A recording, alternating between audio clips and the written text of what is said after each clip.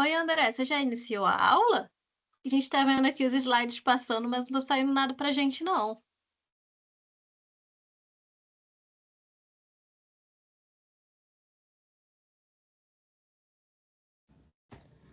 Achei microfone até estava que era problema desligado. do meu celular.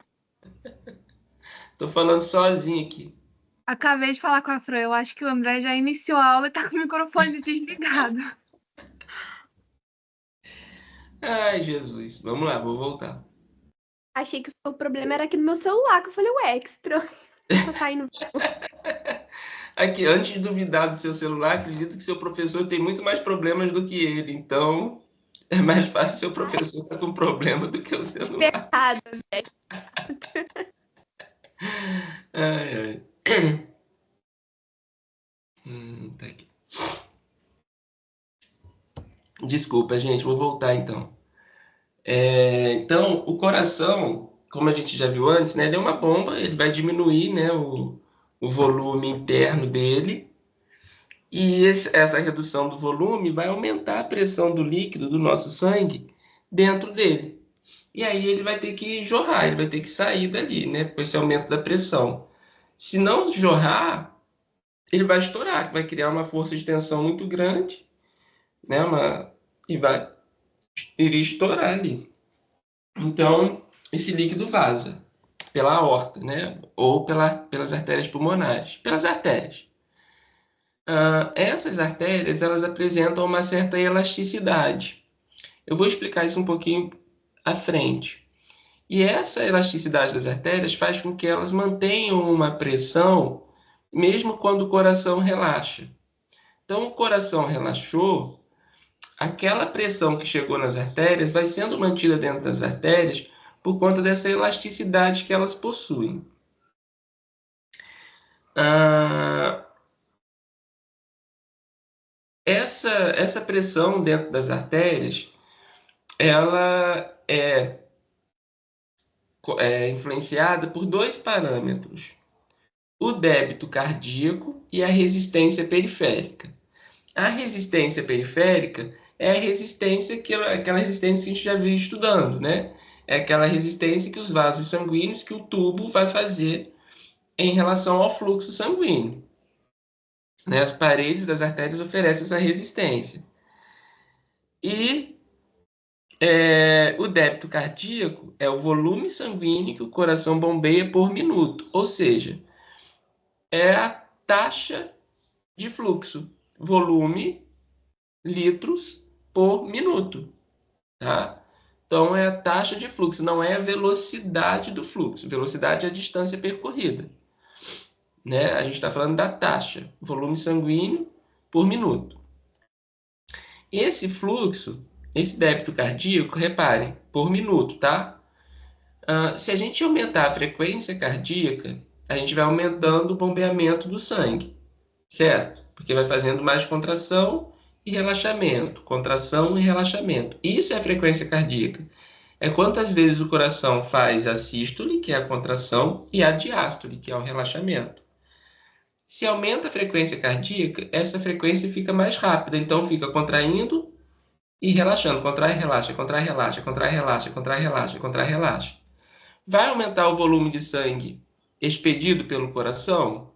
Vai. Mas também vai aumentar o volume de sangue que chega ao coração, vai ser elas por elas. Porque aumenta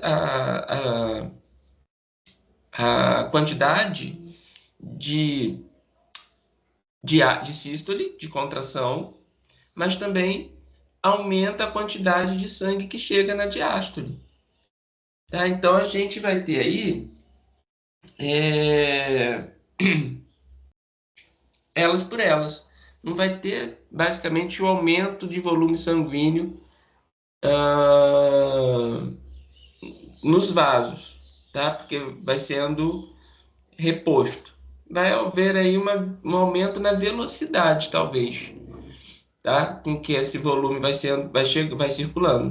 Vai haver um aumento na velocidade desse fluxo circular no corpo. Mas o fluxo em si vai ser o mesmo.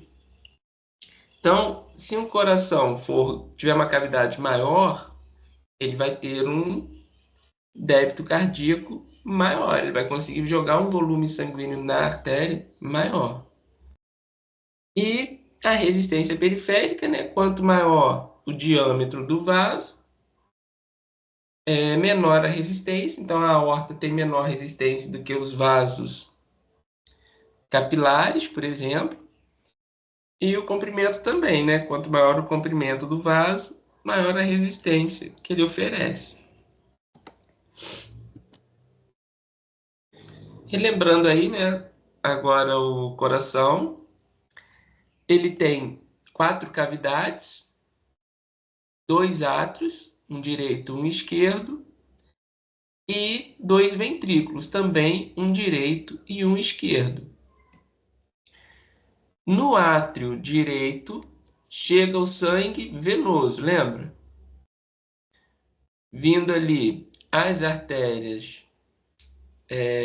vindo ali as veias cavas superior e inferior,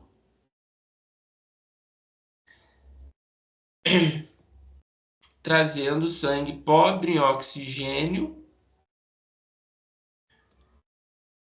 Depois esse sangue passa para o ventrículo direito. Do ventrículo direito, quando tem a contração do ventrículo direito, esse sangue sai pelas artérias pulmonares, pelo tronco pulmonar, né? E as artérias pulmonares vão lá para os pulmões. Nos pulmões, esse sangue ele é oxigenado e retorna pelas veias pulmonares esquerdas e tem direitas também, só que aqui na figura está mostrando só as esquerdas. Essas veias pulmonares, elas chegam no átrio esquerdo, então o sangue oxigenado chega no átrio esquerdo. Do átrio esquerdo passa para o ventrículo esquerdo. Na sístole, o ventrículo esquerdo ele é contraído e joga o sangue para a aorta. Da aorta, o sangue oxigenado circula por todo o corpo e chega novamente pelas veias cavas superior e inferior. Entre os átrios e os ventrículos, nós temos as válvulas atrioventriculares.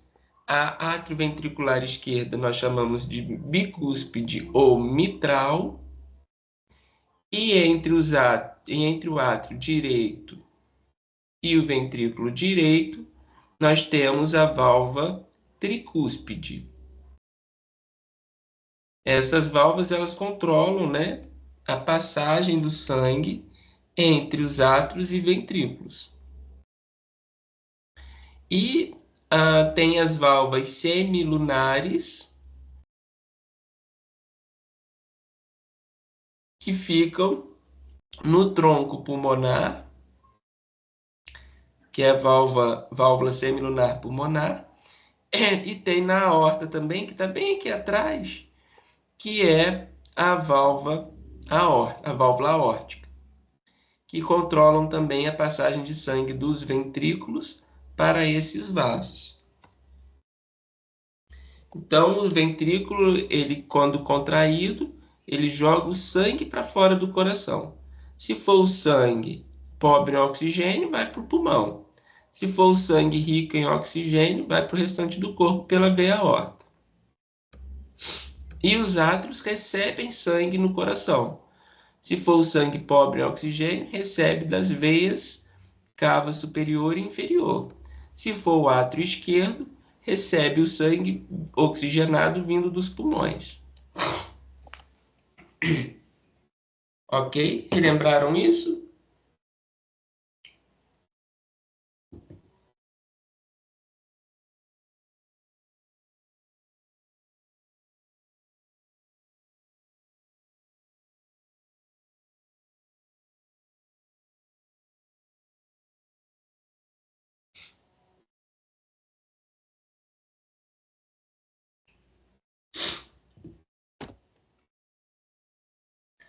Aqui tem um modelinho. Opa, desculpa. Não está aparecendo tudo. Ah, agora tá.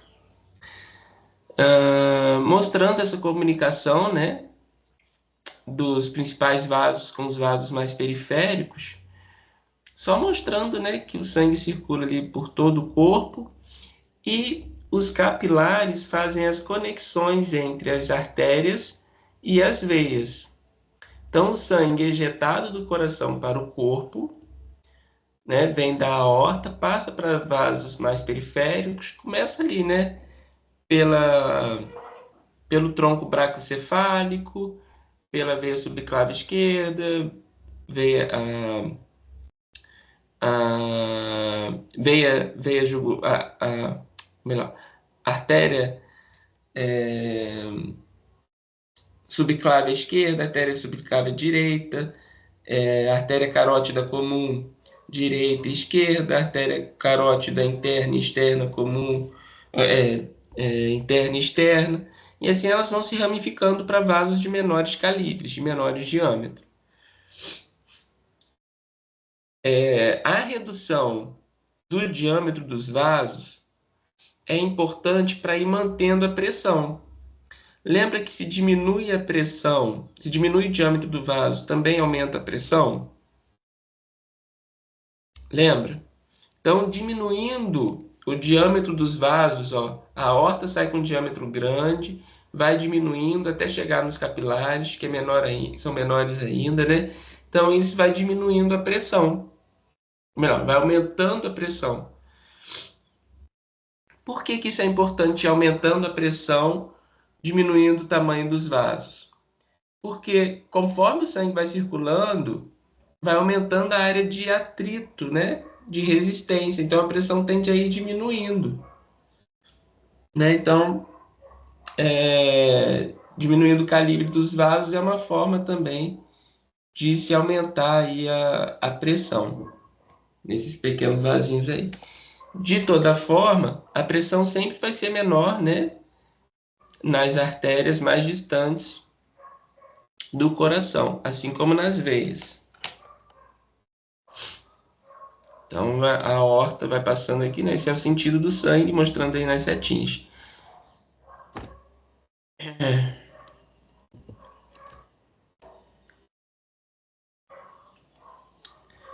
Essas contrações que o coração faz, gente, elas têm uma coisa bem interessante, porque lembra daquela questão da prova da paciente, da moça que sofreu uma lesão na medula, na coluna cervical, e o intestino não funcionou direito, não sei o quê. Lembra? Por que o coração da pessoa que sofre uma lesão na medula não para de bater?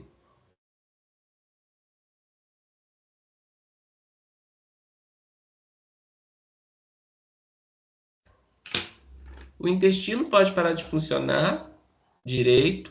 O diafragma, o músculo, né, da respiração ali, o principal músculo envolvido na respiração, também pode ser prejudicado, mas o coração não.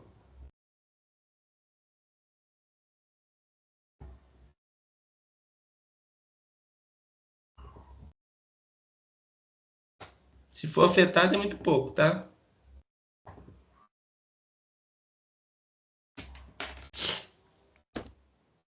Porque as células musculares cardíacas, elas contraem-se sem inervação. Isso é o que explica, por exemplo, o fato de o coração ser retirado do corpo de uma pessoa e continuar tendo contrações, continuar batendo. São células excitáveis ou autoexcitáveis, tá? O coração tem essas células, mais ou menos 1% dessas células musculares cardíacas aí, especializada em gerar potenciais de ação espontaneamente. O que é potencial de ação mesmo? Quando ocorre potencial de ação? Quem lembra quando ocorre potencial de ação numa célula?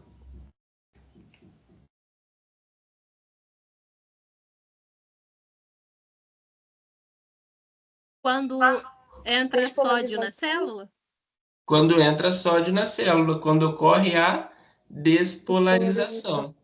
Exatamente. Então, essas células têm essa capacidade, não são todas as células, tá, gente? O coração tem células musculares que são responsáveis pela parte contrátil, a grande maioria, e tem essas outras células especializadas que são células autoexcitáveis, que elas se despolarizam sozinhas. É claro que vai depender de energia para isso, de ATP para isso, tá? Mas acontece. Essas células estão presentes no nó sinoatrial ou nó sinusal. Vou mostrar para vocês daqui a pouquinho nas imagens ali. Ou seja,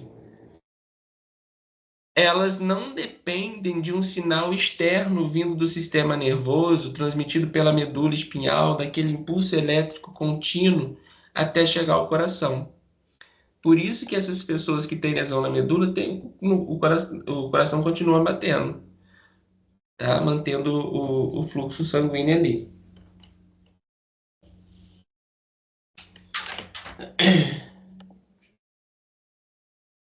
Esse aqui era um videozinho, eu não sei se ele mudou o link, ele não estava abrindo,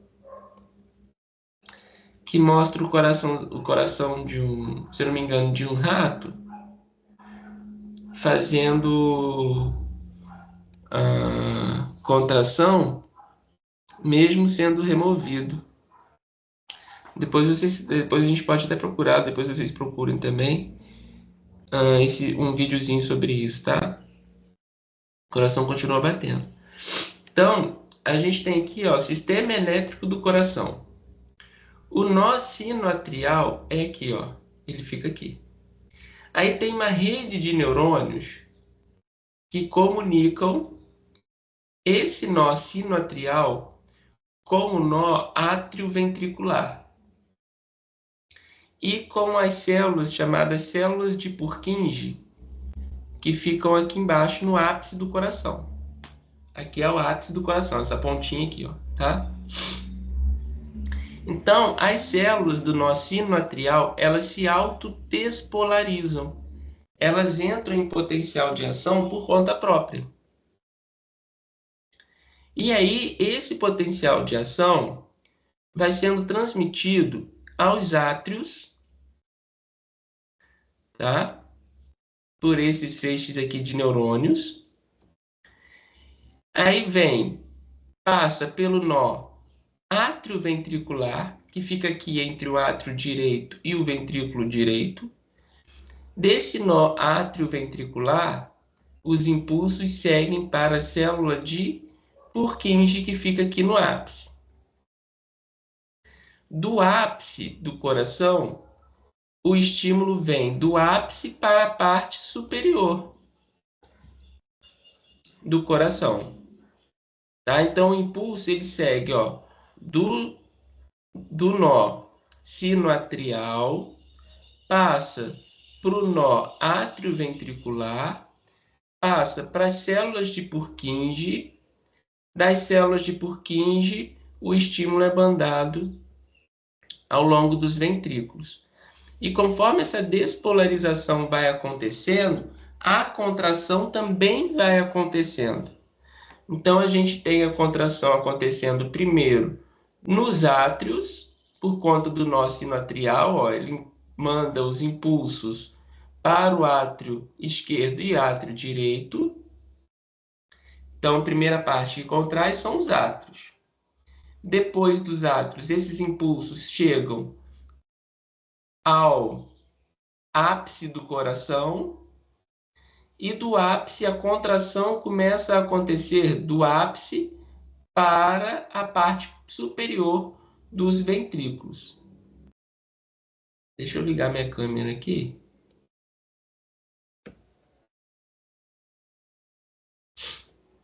Vê se está dando para vocês verem minha mão aí, minhas mãos. Tá aparecendo? Sim. Beleza. Então, a contração do ventrículo, ó, vem daqui, ó, do ápice para o topo dos ventrículos, tá? Então, a contração vai acontecer assim, ó. Do ápice para o topo do ventrículo, ó.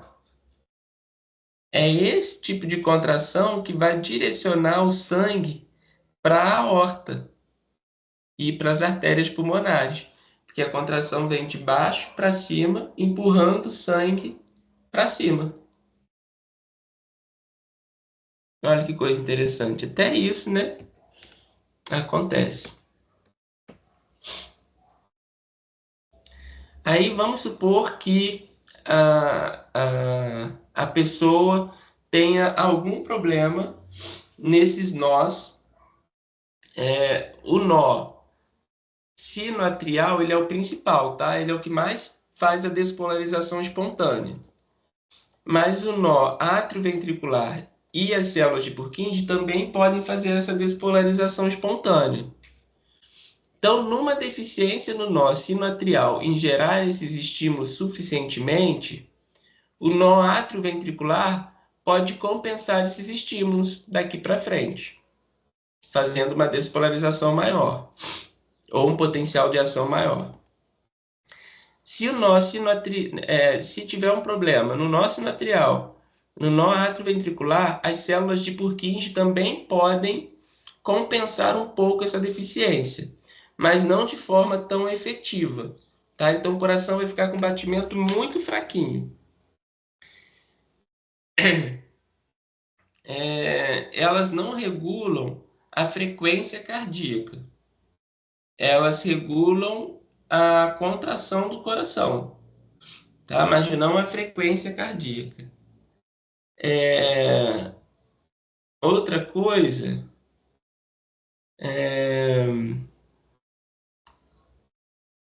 Poxa, eu ia falar agora, esqueci. Assim, isso aí é tido como marca-passo, tá? O nó sinoatrial é o principal marca-passo do coração, do ritmo de batimentos cardíacos do coração.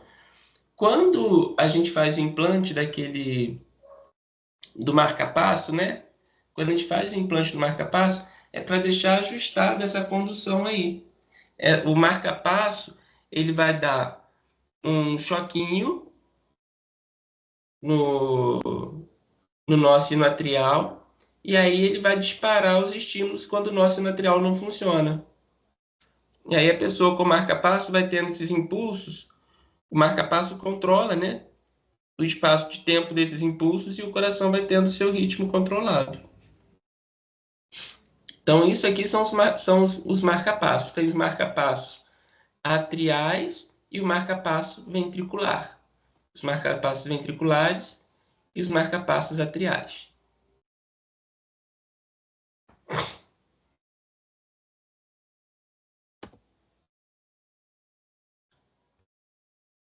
Ok, gente? Posso continuar? Alguém quer falar alguma coisa?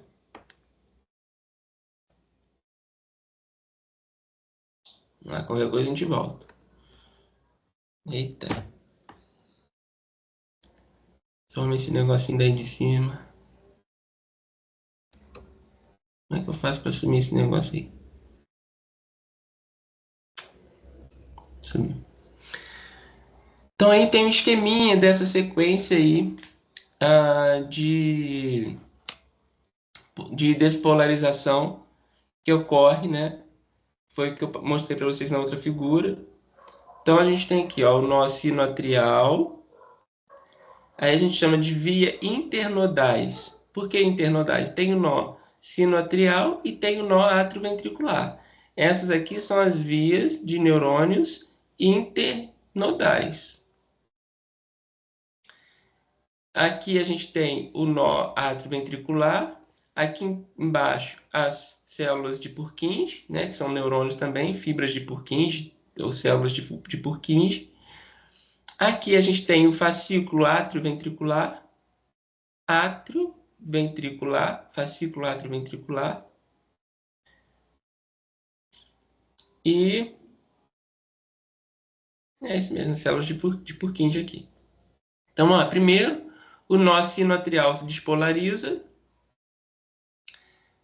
Na figura 1 está de roxinho, tá? O que está de roxo é o que está tendo despolarização.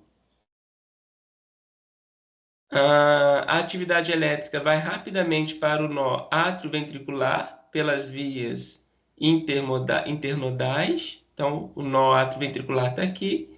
Esses estímulos vão chegar. Reparem que só com o nó sinoatrial despolarizando, já começa a despolarização das células musculares do átrio esquerdo e do átrio direito. A despolarização se propaga mais intensamente através dos átrios. A condução demora através do nó atrioventricular. Então, é mais rápida do nó sinoatrial e mais devagar do nó atrioventricular. Então, ó, ventrículos aqui já estão despolarizados, contraindo-se. E aí a condução começa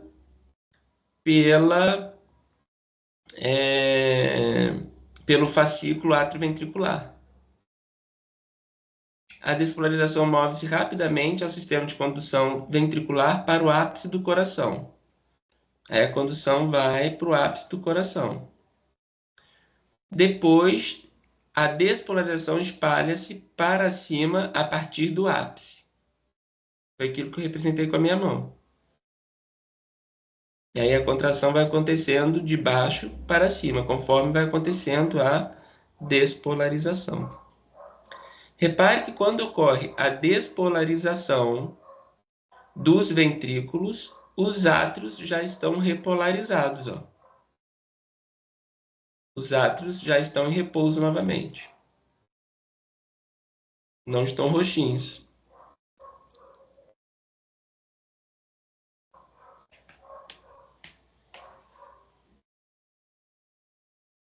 Posso seguir? Alguém tem dúvida aí nessa imagem?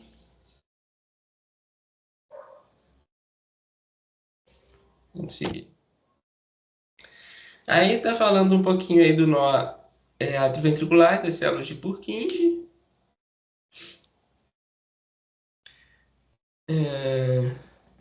Elas apresentam ritmos de despolarizações menores do que o nó sinoatrial. Então, elas não determinam a frequência cardíaca, né? Mas elas vão promovendo a frequência cardíaca ao longo aí o nó sinoatrial controla a frequência cardíaca, mas as células do nó atrioventricular e as células de Purkinje não, é aquilo que eu disse para vocês antes, né? Elas não têm essa capacidade de controlar, a não ser que o nó sinoatrial esteja prejudicado, aí elas vão assumindo essas despolarizações, tá? Mas acaba gerando uma arritmiazinha aí, uma perda nesse ritmo. E o eletrocardiograma? Quando a gente faz um eletrocardiograma, ele detecta, né, a frequência cardíaca em algumas ondas. Tem a onda P, tem a onda T e tem a onda R. Esse eletrocardiograma, ele mede, né, a frequência ali da condução em diferentes estágios dessas despolarizações e repolarizações que ocorrem na frequência cardíaca. A onda P, essa ondinha aqui, a primeira onda aqui que aparece, ela marca a despolarização atrial, ou seja, aquela induzida pelo nó sinoatrial. Então, se a onda P estiver ok, nó sinoatrial está ok. O segmento PR, que vai da onda P até o início da R, esse é o segmento PR. Mede a condução através do nó atrioventricular e do fascículo atrioventricular. Então, ó, PR vai fazer daqui, ó, do atrioventricular e do fascículo atrioventricular. Muitas vezes tem uma ondinha Q e uma ondinha S. Muitas vezes a ondinha Q não aparece, tá? Essa pontinha para baixo aqui muitas vezes não aparece e não tem nada patológico relacionado a isso, não. O complexo QRS, essas três ondinhas, Q, R e S, mostra a despolarização ventricular. Olha, despolarização ventricular, vai lá em cima. Despolarização ventricular. Tá roxinho aqui, ó. QRS. Aí a onda T marca a repolarização ventricular. Ou seja, quando o ventrículo entra em potencial de repouso, né? Vai ter uma repolarização ali, ele vai ficar em potencial de repouso.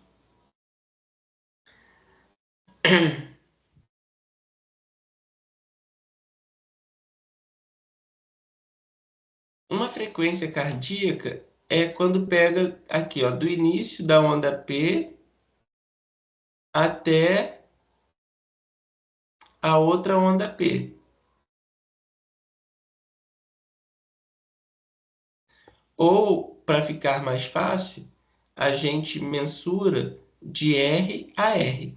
R a R, eu tenho uma frequência cardíaca, né? Um intervalo ali da frequência cardíaca, onde eu tenho a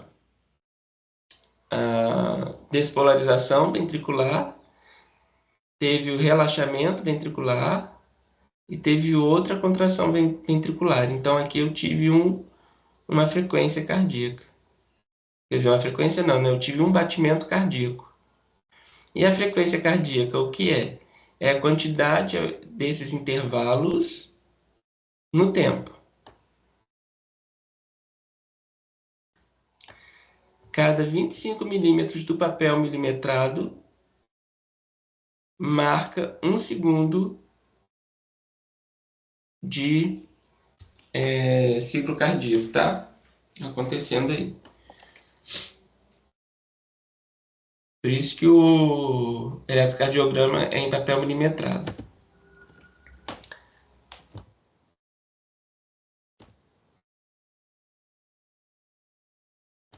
Aqui a gente tem as ondinhas marcadas comparando com aquela figura do início. Então a gente tem aqui o início, a onda P, que é a despolarização atrial, o segmento PQ ou PR, se a onda Q não aparecer. Nós temos aí a condução através do nó atrioventricular e do fascículo atrioventricular. A onda Q, basicamente, né, a onda Q, aquele pontinho para baixo, é a transmissão aqui pelo fascículo ventricular. A onda R também, só que na onda Q, já começa na onda R, já começa a ocorrer a repolarização do nó atrioventricular. Ó. Aqui ele está despolarizado, está roxinho, e na onda R ele já está despolarizado. Então a onda R marca a despolarização do atrial e marca a repolarização do atrial e a despolarização do ventrículo. A onda S, o pontinho baixo aqui, ó, ponta S para aquela pontinha baixa, é a despolarização do ventrículo completinha. Só que nesse ponto, a despolarização ainda não foi suficiente para abrir, para contrair o ventrículo. A contração ventricular vai acontecer aqui, ó. Logo depois da S, tem uma retinha. Aqui ocorre a contração do ventrículo. Ó. Repara no desenho que o ventrículo está relaxado e aqui o ventrículo está contraído.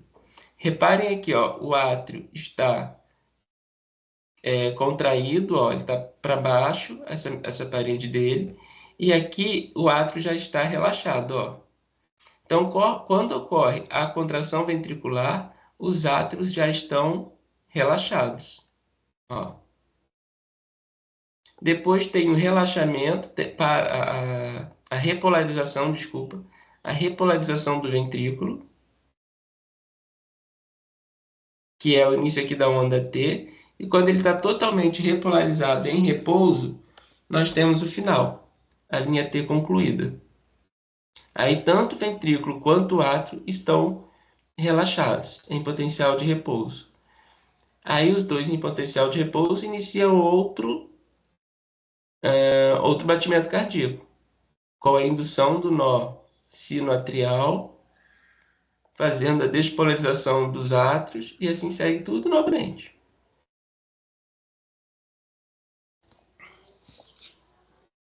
Tá? Também está mostrando. Isso aí eu não cobro em prova não, tá, gente? Eletrocardiograma não cobro em prova não. Só para vocês terem uma noção, né, de como esses impulsos elétricos eles são percebidos no eletrocardiograma, né, e o que essas curvas representam. Aí um cardiologista, que não é o meu caso, vai pegar o eletrocardiograma, vai ver uma alteração ali numa onda e vai ver em qual área pode ter um problema no coração. Pode ser um problema no átrio, um problema no ventrículo direito, no ventrículo esquerdo.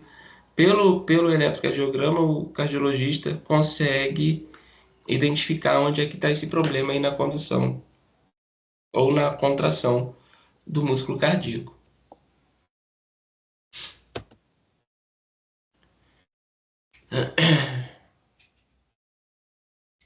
Ciclo cardíaco. Entre uma contração e outra, a gente tem fases de diástole e sístole. Então, vamos iniciar essa parte aqui do ciclo cardíaco com a diástole. O que vem a ser a diástole, então? É quando o coração está relaxado. Isso é a diástole. Sístole é quando o coração está contraído. Então, a gente vai ter pressão sistólica e pressão diastólica. Pressão sistólica é a pressão quando o coração se contrai. E diastólica quando o coração se relaxa, por exemplo, tá? Então, a pressão sistólica vai ser maior que a diastólica ou menor? A pressão sistólica na artéria vai ser maior ou menor do que a pressão diastólica?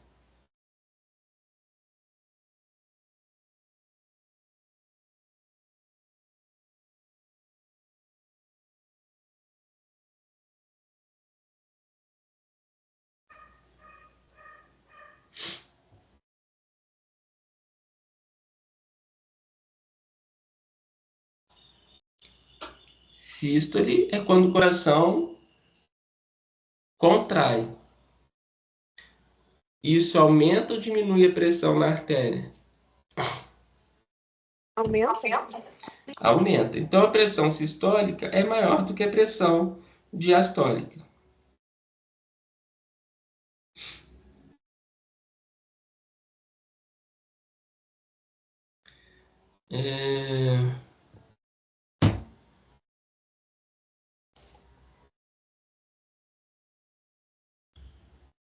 Então, vamos lá. Final da diástole. Vamos começar aqui pela figurinha 1, né? Seguindo o sentido. Como é um ciclo, gente, a gente pode começar de qualquer parte, né? Lembra disso? Mas vamos começar aí pela parte da diástole. Final da diástole. No final da diástole, ambos átrios e ventrículos vão se encher passivamente de sangue. Os átrios vão se encher de sangue, que vão passar esses sangues para os ventrículos, de forma passiva. Não vai ter contração nenhuma acontecendo, simplesmente por conta da diferença de pressão, né, que tem nessas câmaras. Então, a pressão no átrio direito é menor do que na veia cava. Então, o sangue vai fluir da veia cava para o átrio direito. A pressão do átrio esquerdo é menor do que a pressão das veias pulmonares. Então, vai chegar nesse sentido. Então, é uma forma passiva dessas câmaras se encherem, tanto os átrios quanto os ventrículos. Aí vem a sístole atrial, desencadeada pelo nó sinoatrial, a contração do átrio. Reparem na figurinha, gente, ó. A seta está mostrando que foi contraído, ó. Contraiu, aí vai ter uma força, vai ter uma pressão maior dentro desses átrios, e aí eles vão jogar o sangue para dentro dos ventrículos. Átrio direito e átrio esquerdo, eles se contraem juntos. Então, vão encher tanto o ventrículo direito quanto o ventrículo esquerdo com sangue. Então, encheu o ventrículo ali. O ventrículo vai ficar cheio de sangue, né? Vai ter uma contração ventricular isovolumétrica. O que quer dizer isso? Com volume de sangue, que vai ter a mesma pressão do sangue que está dentro da aorta e dentro do tronco pulmonar. Nesse caso, a válvula entre o ventrículo e o átrio vai se fechar, então o sangue não vai passar do ventrículo para os átrios, e a válvula entre a aorta e o ventrículo esquerdo e o tronco pulmonar e o ventrículo direito não vão se abrir. Então é o momento em que as válvulas atrioventriculares vão se fechar, mas não tem força suficiente, não cria uma pressão suficiente para as válvulas semilunares se abrirem. Então o sangue fica ali dentro dos ventrículos. Não vai sair para os átrios, nem para a artéria, nem para o tronco, nem para a artéria aorta, nem para o tronco pulmonar. Depois vem uma segunda fase da contração ventricular, que é a ejeção ventricular. Aí sim, os ventrículos direito e esquerdo vão se contrair. Olha como essa figura representa bem a redução do espaço da câmara do ventrículo esquerdo, ó, cheio, para o ventrículo esquerdo contraído. Aí esse ventrículo esquerdo contraído joga o sangue em alta pressão.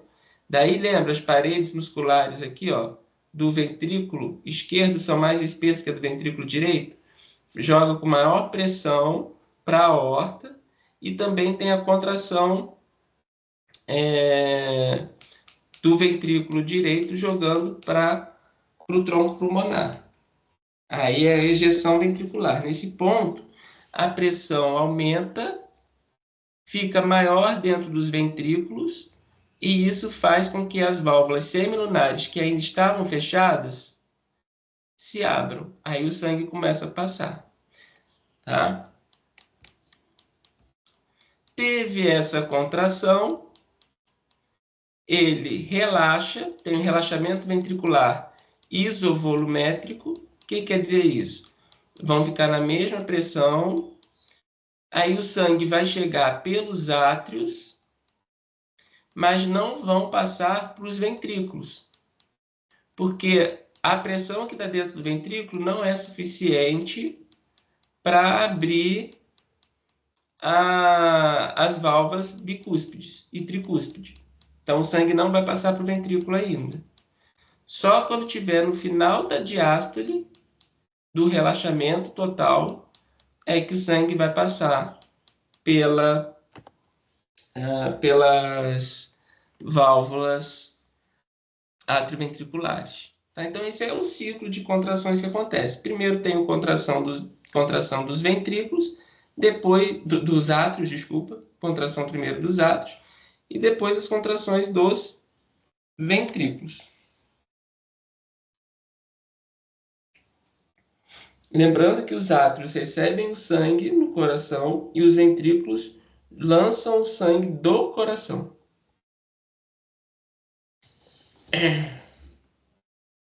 Ok? Depois vocês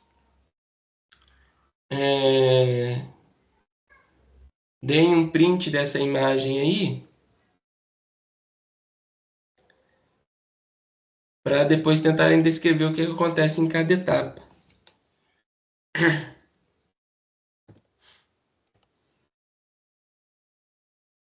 Vou deixar até aqui para vocês darem um print aí de uma vez.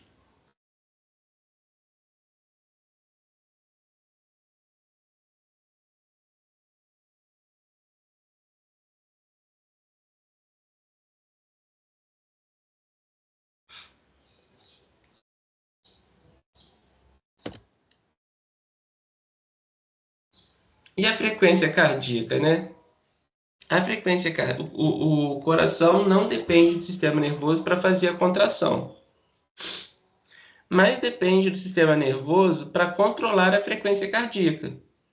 Tanto é que quando a gente fica nervoso, quando a gente fica ansioso, né? Quando a gente se depara com uma situação que a gente tem que resolver, a nossa frequência cardíaca aumenta.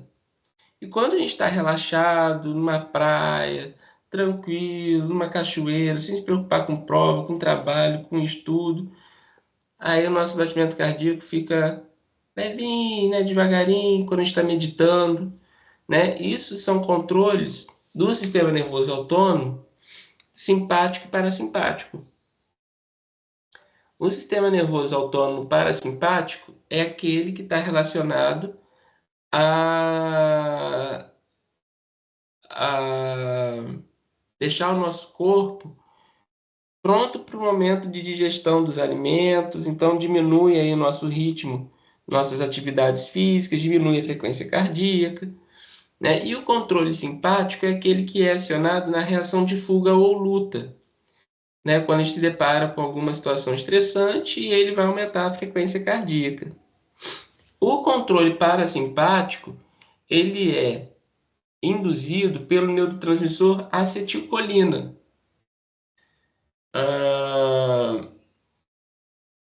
No nó atrioventricular, no nó sinoatrial, desculpa, no nó sinoatrial, tem neurônios chegando tanto da via parasimpática quanto da via simpática. Esses neurônios vão secretar hormônios, né, ou neurotransmissores, no caso aí, como é uma sinapse entre uma neuromotora, né, uma sinapse entre neurônio e músculo, então uma sinapse neuromotora, a gente tem aí o neurônio simpático, quando ele for acionado, ele vai secretar norepinefrina. A norepinefrina é um neurotransmissor ou um neurohormônio, dependendo, né? Porque ela pode atuar em outras partes do corpo também. Neurotransmissores, quando for do neurônio direto ali para o nó sinoatrial. E secretando essas substâncias, aumenta a frequência cardíaca. Então, vai aumentar o ritmo com que o nó sinoatrial repolariza e despolariza, repolariza e despolariza. E o neurônio parasimpático, ele vai secretar acetilcolina, que diminui a frequência cardíaca. Então, depois que eu tiver reação de fuga ou luta, o sistema parasimpático começa a secretar acetilcolina. Cada célulazinha do nó sinoatrial tem receptores diferentes. Tem receptores M e tem receptores beta-1. Os receptores beta-1 vão ser sensíveis aos hormônios adrenérgicos, aos adrenérgicos. Esse NA aqui significa adrenérgicos. No caso aí, norepinefrina e adrenalina. E os receptores M vão ser sensíveis à acetilcolina. Então, também tem receptores específicos nessas células, né, que fazem com que elas reajam de modos diferentes ao sistema nervoso parasimpático e simpático. Aí aqui está mostrando um esquema, né? Estimulação pelos nervos simpáticos aumenta a frequência cardíaca. Olha a frequência de ondas que aparece no mesmo tempo. Em 3 segundos, aumenta a frequência com que essas ondas aparecem. Então, aumenta aí a frequência de batimentos cardíacos. E no neurônio parasimpático, quando ele é acionado, diminui essa quantidade de ondas de batimentos cardíacos no mesmo tempo. Então, em cada 3 segundos aqui, ó, no parasimpático tem praticamente 3 ciclos, né? 3 batimentos cardíacos em 3 segundos. E aqui a gente tem 1, 2, 3, 4, 5, 6, 7, 8, mais que o dobro né, dessa frequência cardíaca. Ok? Então, controle simpático e parasimpático, eles são importantes para controlar a frequência cardíaca.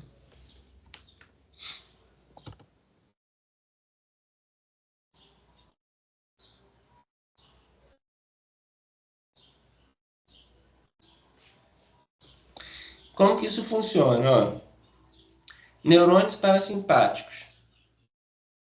Os neurônios parasimpáticos, eles vão... isso aqui é no bulbo do tronco encefálico, ó, centro de controle cardiovascular no bulbo do tronco encefálico, lá do sistema nervoso central.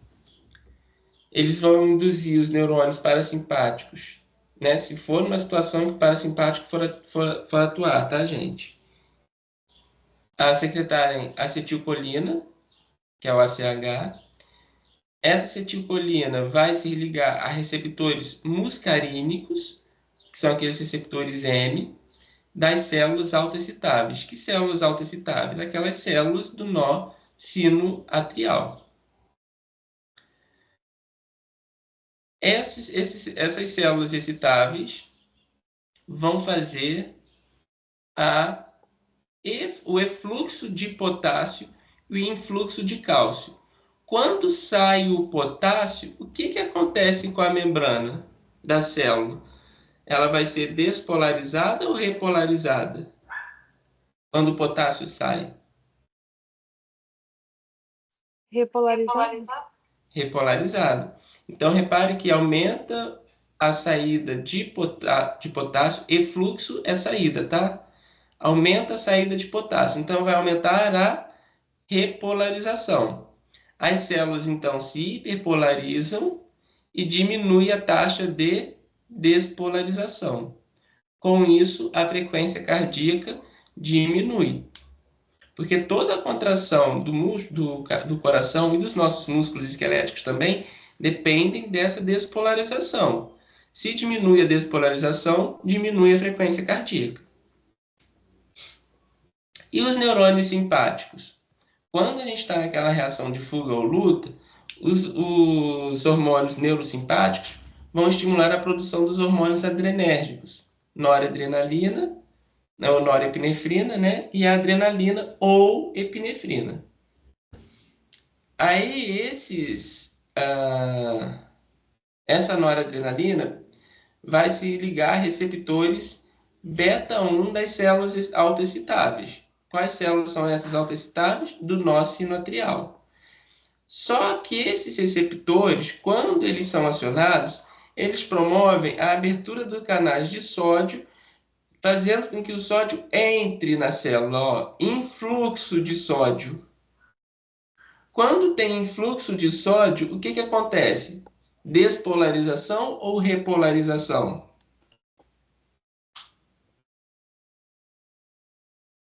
Entra sódio dentro da célula, ocorre a despolarização. Então, aumenta a velocidade de despolarização, o que faz aumentar a frequência cardíaca. Então, reparem, ó, o hormônio se liga a um receptor específico. Quando ele se liga a esse receptor específico, ou melhor, neurotransmissor, né, gente? A gente está falando de sinapse, então são neurotransmissores. O neurotransmissor se liga ao receptor e esse receptor é que vai dizer qual é a resposta que a célula vai dar.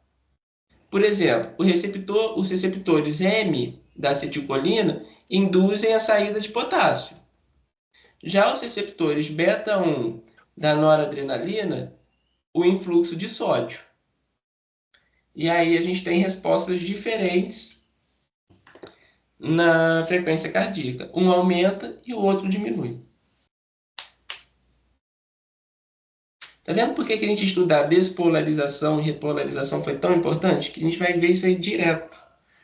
Em várias etapas aí a gente vai vendo, em várias aulas a gente vai falar sobre isso.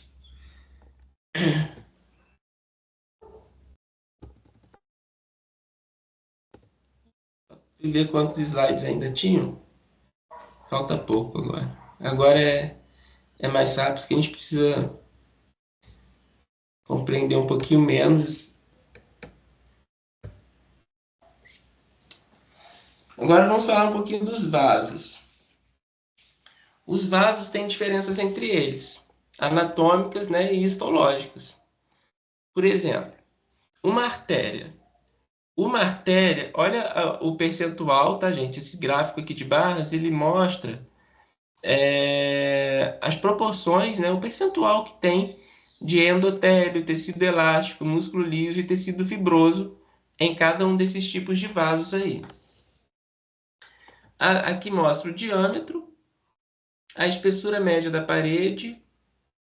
Então, a gente tem que as artérias, ó, elas têm um diâmetro de 0,1 a 10 ou mais milímetros.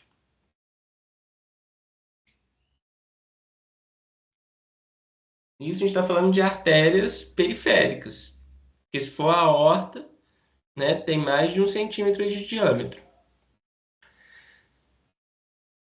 As paredes das artérias, elas são formadas por endotélio. Todos os vasos têm endotélio.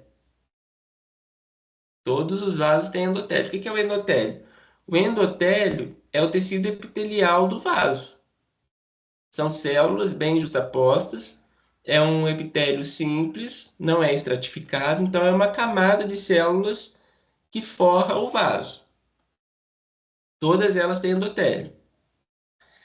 Tecido elástico. Veias têm tecido elástico e artérias têm tecido elástico. Só que a artéria tem maior proporção de tecido elástico do que as veias. Ou seja, as artérias são mais elásticas. O que vem a ser elasticidade e plasticidade? Vocês têm ideia disso? O que é elasticidade e o que é plasticidade?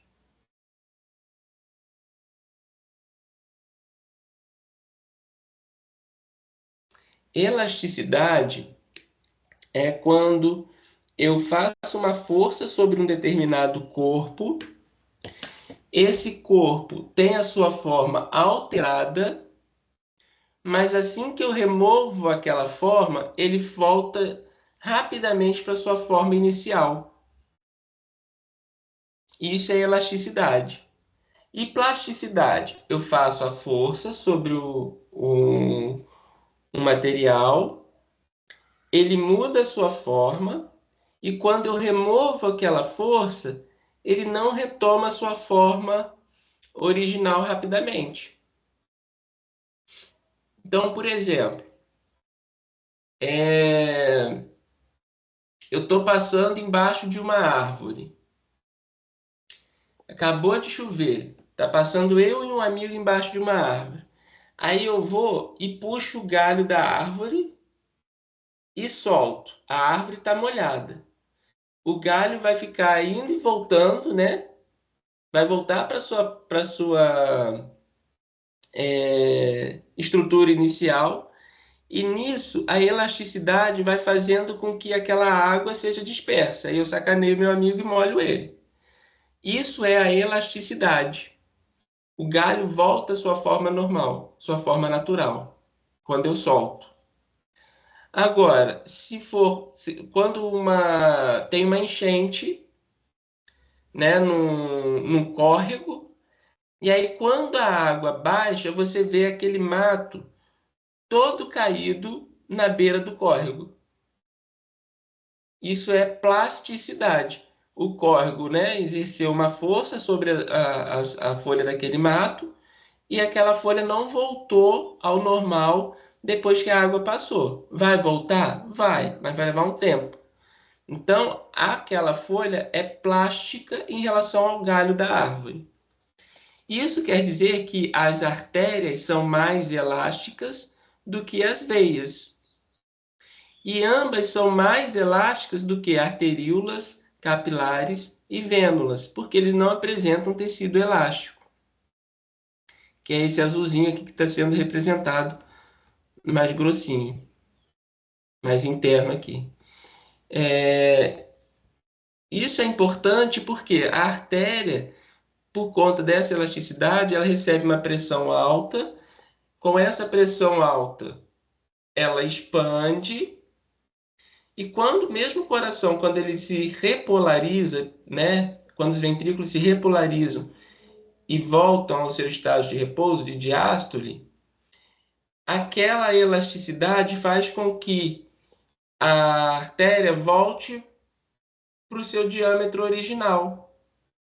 Então ela comprime ainda, né, esse vaso por conta desse tecido elástico, e aí ele vai aumentando a pressão ali dentro daquele vaso, mesmo depois que o coração pare de bater. Isso é o pulso, né? Essa é a pulsação. Então o coração foi dilatando, né? Ele teve a contração, diástole, e aí esse tecido elástico vai mantendo essa pulsação. E a gente consegue sentir a pulsação aqui nas artérias.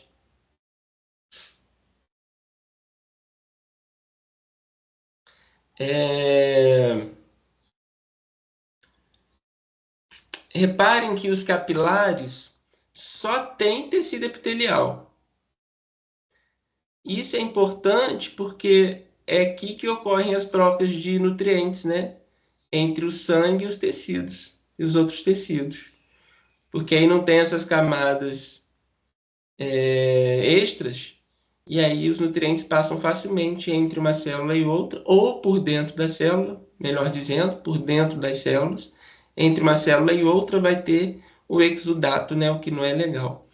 Então, vai passando assim por dentro das células, como se fosse um filtro pela membrana das células, e aí vaza para os tecidos conjuntivos que estão associados. Vênula. Beleza, aí a gente entendeu como que o sangue sai do coração, né? Porque tem a contração. E como é que o sangue consegue retornar, por exemplo, das nossas pernas até o coração?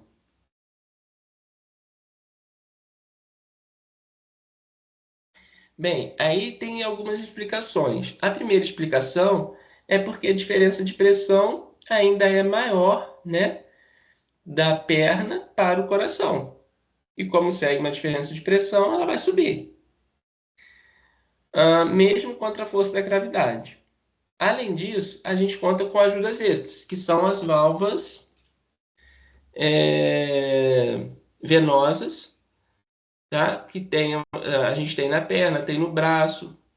Essas válvulas ficam dentro das veias e impede o refluxo do sangue no sentido contrário. Isso eu cheguei a falar um pouquinho com vocês em anatomia, né? E se tiver um problema nessa válvula, o sangue retornar, vão originar as varizes.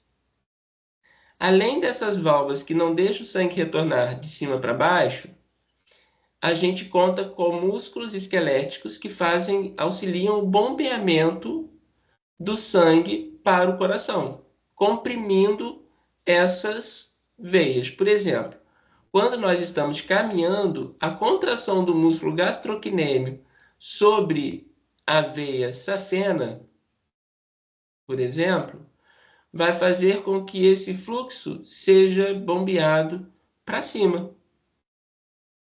Já que a válvula embaixo está fechada, o sangue só pode ir para cima, onde a válvula está aberta.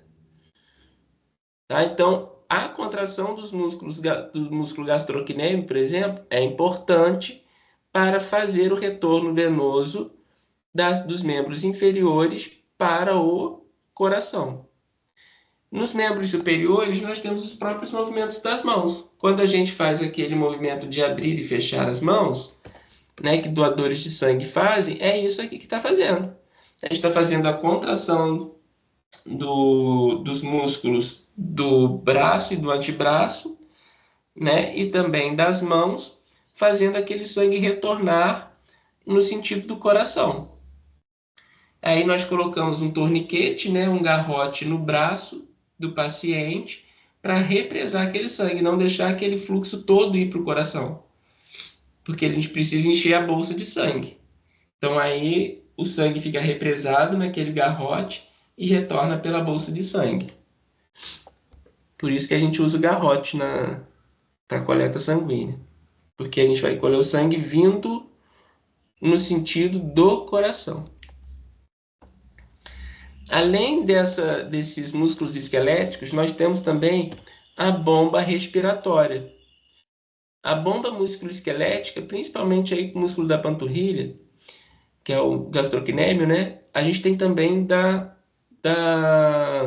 a bomba respiratória, que quando os pulmões se expandem na inspiração, eles vão comprimir veias do tórax, fazendo com que o sangue também retorne para o coração,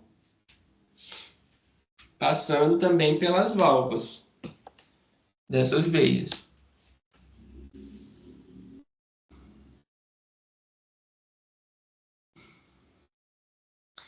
Aí tem uma atividadezinha aí, ó. Vocês podem deixar a mão de vocês pendurada para baixo,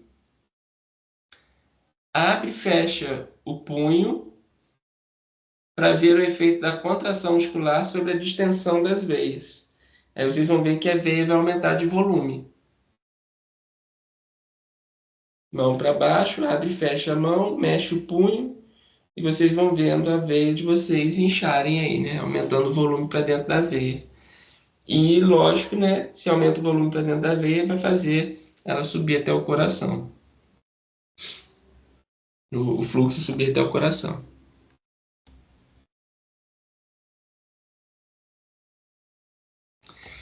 A pressão arterial agora.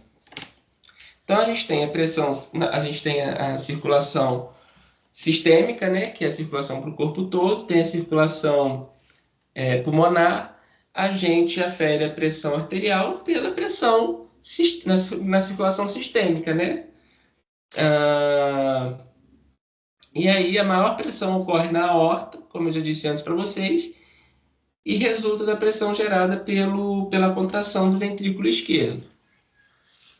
A pressão aórtica alcança uma média de 120 milímetros de mercúrio durante a sístole ventricular, a pressão sistólica.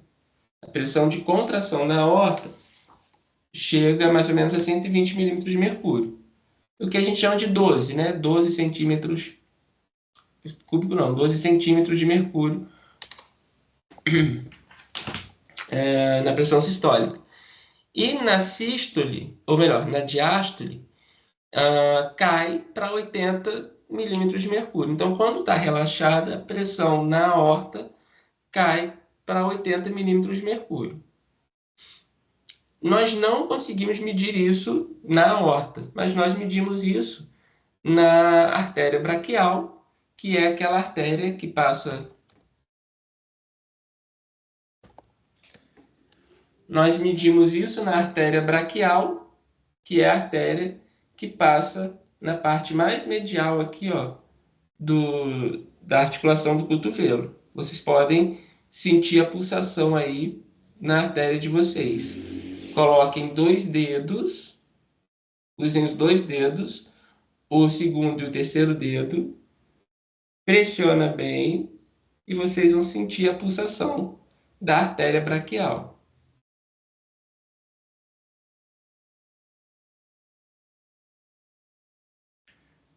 Apertem com pressão, tá? Não é só encostar o dedo, não. Você tem que apertar para sentir a pressão. Para sentir o pulso, desculpa. Estão conseguindo ver a posição do meu braço? Não tá dando pra ver, não. Tá um pouquinho. Ah, agora tá dando. Peraí. Vê se assim melhorou. Aham, tá dando pra ver. Tentem sentir aí em vocês mesmos.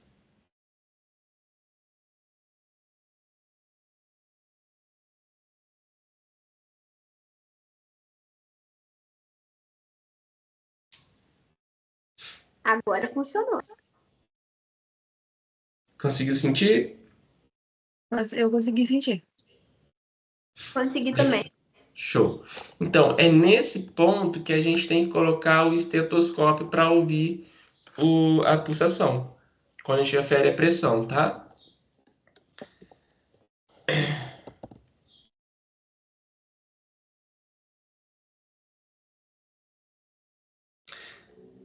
Então, ó, a pressão no ventrículo cai, no ventrículo, hein, gente, lá no coração, cai para apenas alguns poucos milímetros de mercúrio quando o ventrículo entra em diástole.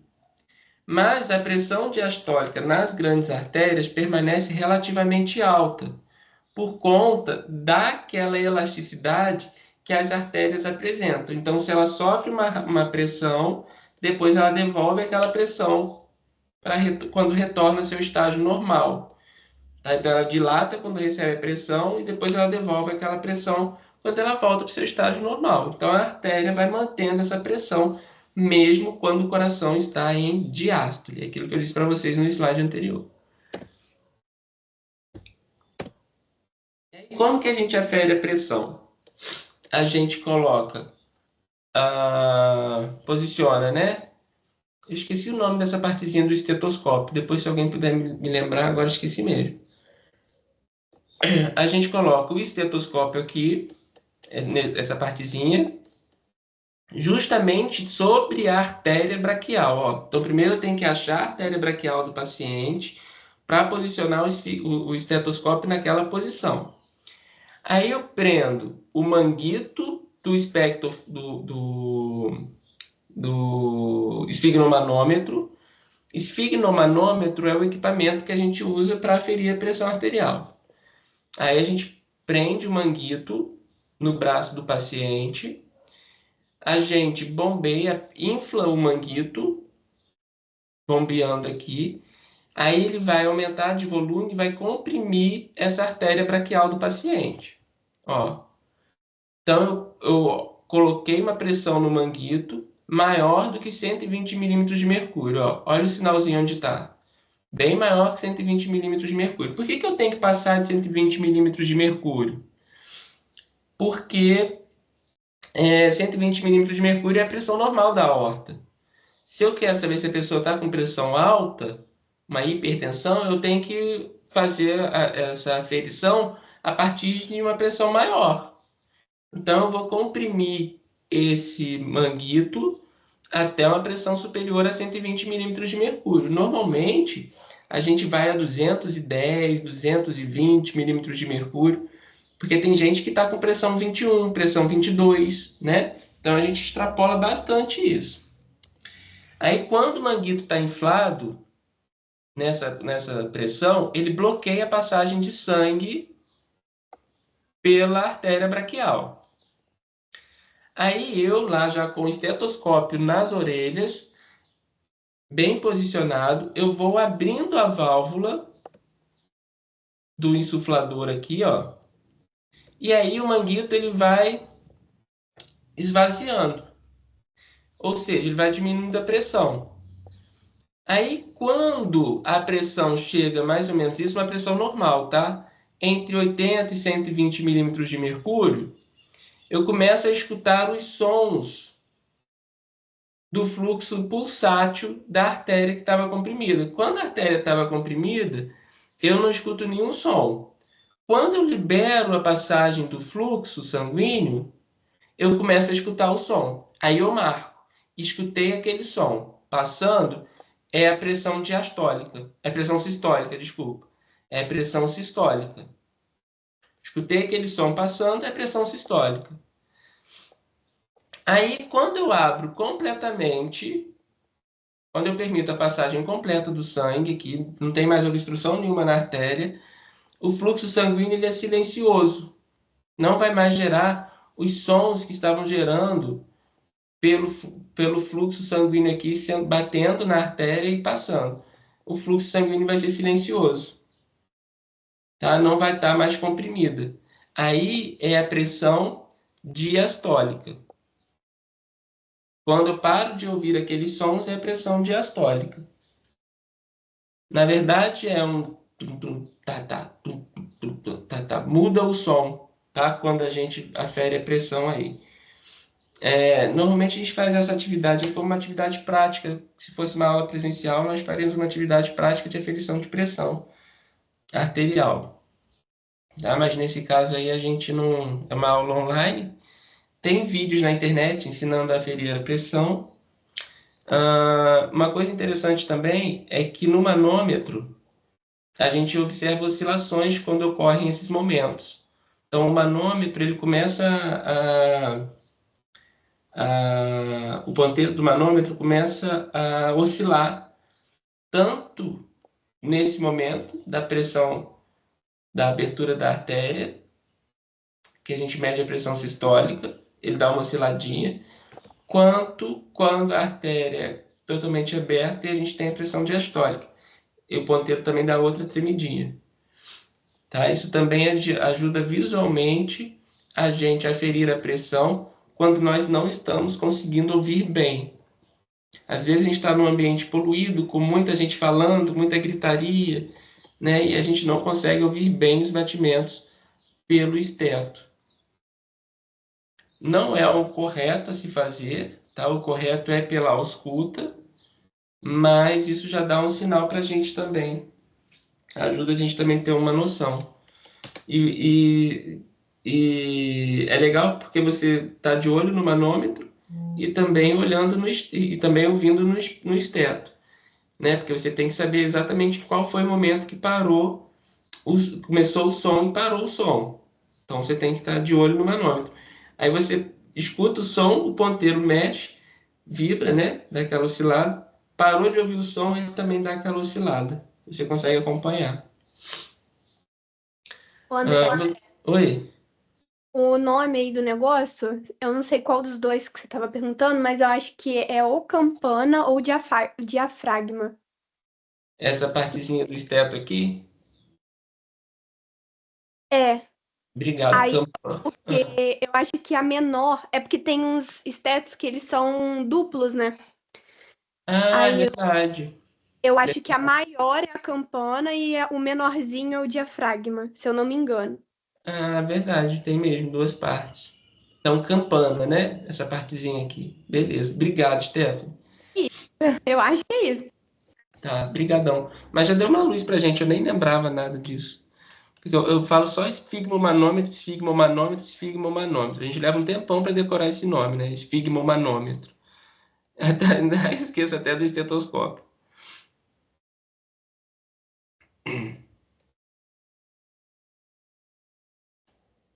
Obrigadão aí. E a regulação da pressão arterial? A regulação da pressão arterial, ela pode ocorrer por volume sanguíneo, pelo débito cardíaco, pela resistência ao fluxo sanguíneo e pela distribuição relativa do sangue entre os vasos sanguíneos arteriais e venosos. Então, se aumenta o volume sanguíneo, eu posso ingerir mais líquidos ou perder líquidos. Se eu ingerir muito líquido, eu tendo a aumentar o volume sanguíneo.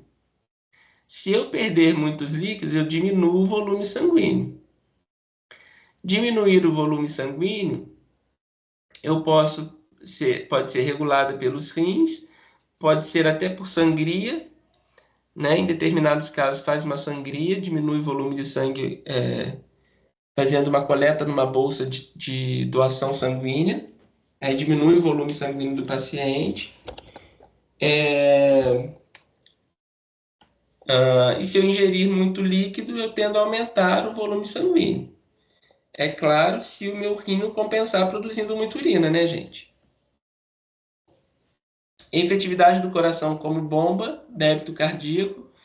Então, quanto mais sangue sair do coração, né, isso vai aumentar aí o volume do sangue nas artérias e justamente aí o volume sistólico, né, o débito cardíaco é, é a taxa do fluxo, né, que sai por minuto e o volume sistólico é o quanto que sai nesse minuto, ou melhor, nessa contração aí, em cada contração do coração. Resistência do sistema ao fluxo sanguíneo, determinada pelo diâmetro das artérias e arteríolas, principalmente arteríolas, porque elas são finas, né? E aí a gente sabe que quanto mais finas são as artérias, os vasos, maior resistência ele oferece ao fluxo sanguíneo. E distribuição relativa do sangue entre os vasos sanguíneos arteriais e venosos. Se tiver um aumento no diâmetro das veias, elas vão recebendo mais sangue, que estão saindo de onde? Das artérias. Então, vai diminuir a pressão da artéria, porque a artéria está perdendo o volume sanguíneo que vai ficar guardadinho dentro das veias. As veias dilatadas, as veias vasodilatadas, né? Elas vão servir como um reservatório do volume sanguíneo que estariam nas artérias. Aí diminui a pressão arterial. Se diminuir o diâmetro das veias, aí, consequentemente, vai ficar maior volume de sangue nas artérias. E aí aumenta a pressão arterial. A gente costuma medir a pressão arterial, tá, gente? Mas tem pressão venosa também. A gente costuma medir a pressão arterial porque é o mais importante, né? Mas tem a pressão venosa também.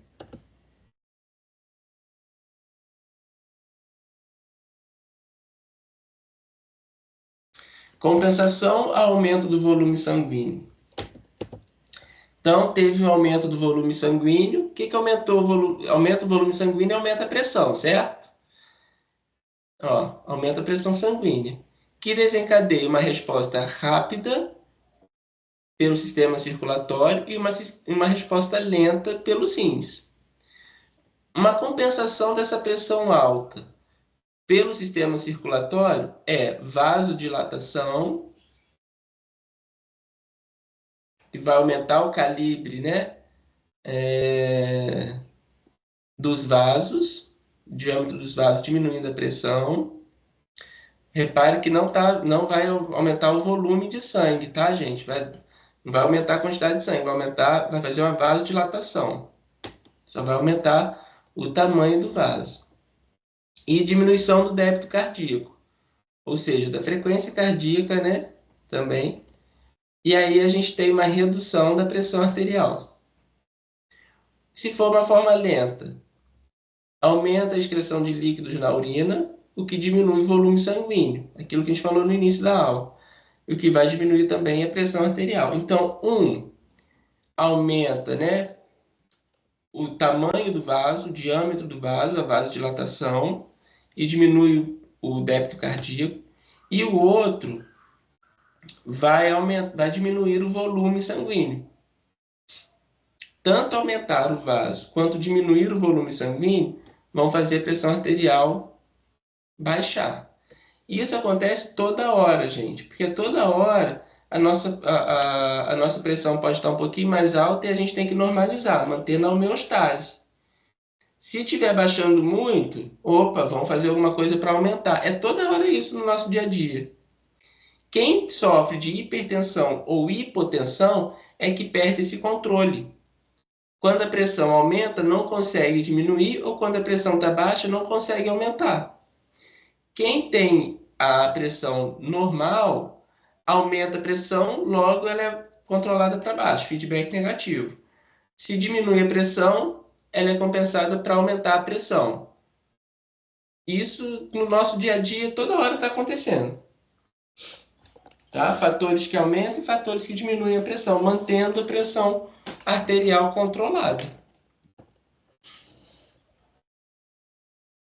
Essa regulação da pressão arterial a gente vai estudar melhor na próxima aula, quando a gente for falar do sistema urinário. Aí tem essa tabelinha que eu tirei do mesmo livro, que relaciona pressão, fluxo e resistência no sistema circulatório. Delta P é variação de pressão, tá? É o gradiente de pressão. Pressão inicial menos a pressão final. E R é resistência. Então, o que a gente pode entender? O sangue flui se há um gradiente de pressão, ou seja, se tem diferença de pressão entre um ponto e outro. Se tem pressão mais alta de um lado e pressão mais baixa de outro, o sangue vai fluir. O sangue flui de áreas de maior pressão para áreas de menor pressão, seguindo os princípios da física do fluido, que a gente viu lá no início da aula de hoje, né? Que a diferença de pressão de um lado para o outro é que vai fazer o sangue fluir. O fluxo sanguíneo é contraposto pela resistência do sistema. Quantos vasos sanguíneos nós temos? Quantos vasos sanguíneos mais estreitos e mais longos nós temos? Eles é que vão oferecendo maior resistência ao fluxo sanguíneo. Então, o fluxo sanguíneo vai sendo contraposto por essa resistência, o que vai diminuindo a pressão ao longo do sistema. 3 fatores afetam a resistência: o raio dos vasos sanguíneos, né, o diâmetro dos vasos sanguíneos, o comprimento dos vasos sanguíneos e a viscosidade do sangue.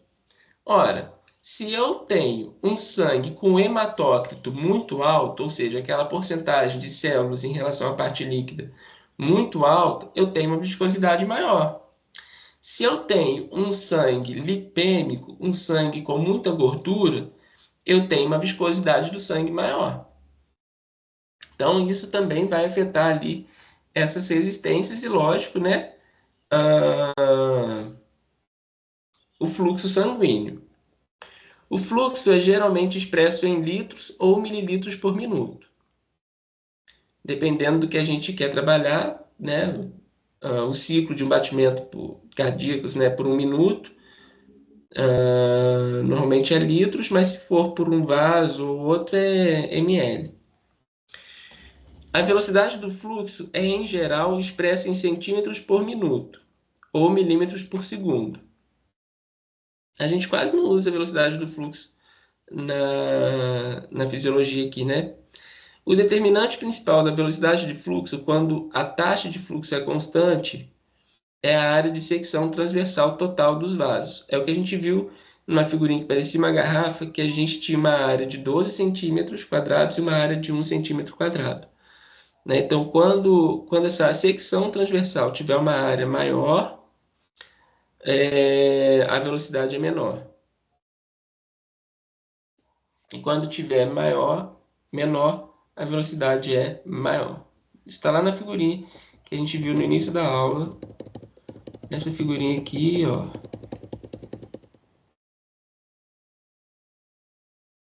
Essa figurinha aqui mostrando que quando a secção transversal tem um diâmetro menor, a velocidade é maior. Quando tem um diâmetro maior, a velocidade é menor. Mas a taxa de fluxo que passa por minuto é a mesma. Se for a mesma, né, no caso. Acabamos a aula de hoje, pessoal. Era só isso tudo que eu tinha para passar para vocês. Aí de praxe vai ter o exercíciozinho valendo ponto. Na P2 eu acho que a gente só tem 3 aulas. Deixa eu dar uma conferida aqui.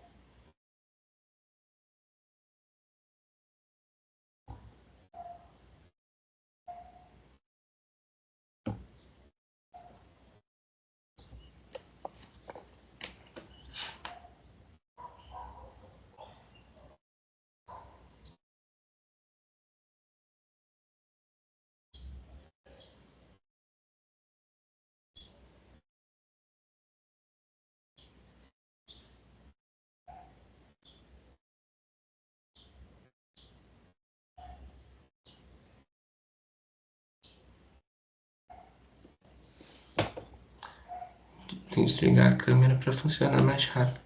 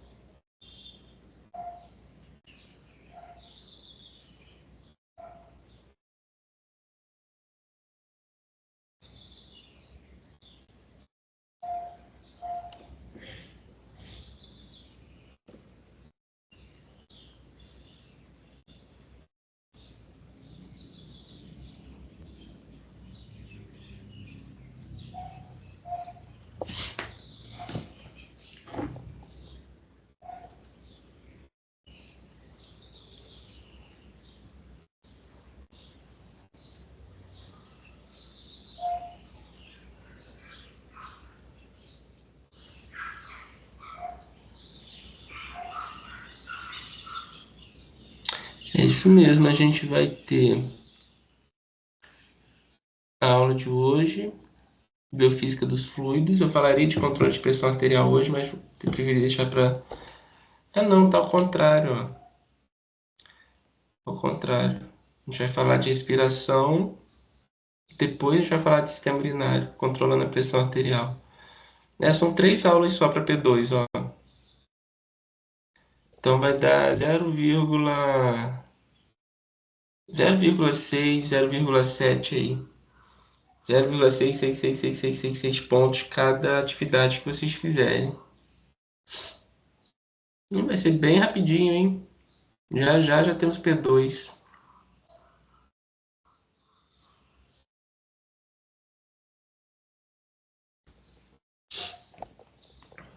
Vamos ter feriado no dia 12 de outubro.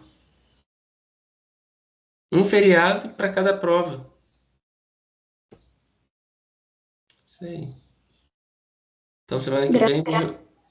Graças a Deus, né? Dá tempo de estudar melhor. Verdade. Então tá, gente. Podemos encerrar por hoje.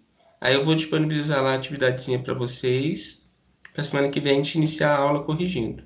Tá? Bom final de semana para vocês aí. Bom descanso. André, eu preciso falar com você sobre outra coisa. É sobre o projeto de extensão e o Nutri. Eu sou a que mandou e-mail porque eu não tô no grupo da turma, porque eu tô um pouquinho em cada período, né?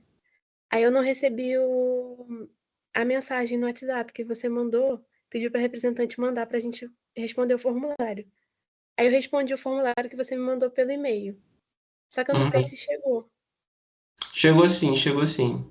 Chegou? Aí tem alguma coisa marcada para hoje ou para semana que vem? Não marquei nada ainda não. Ah, então tá. Então quando marcar vai chegar no meu e-mail. Vai. Só fica ligado porque para alguns chegaram no spam, Tá bem. tá? Tá Mas bem, aí obrigada. a gente tem um grupo também no WhatsApp. Aí eu vou incluir vocês, Tá bem. tá? Obrigada, André. Mais fácil também. Nada. Bem-vindo ao projeto aí. Obrigada. Bom final de semana. Igualmente, gente. Obrigadão. Tchau, André. Bom final de semana. Valeu, pra você também.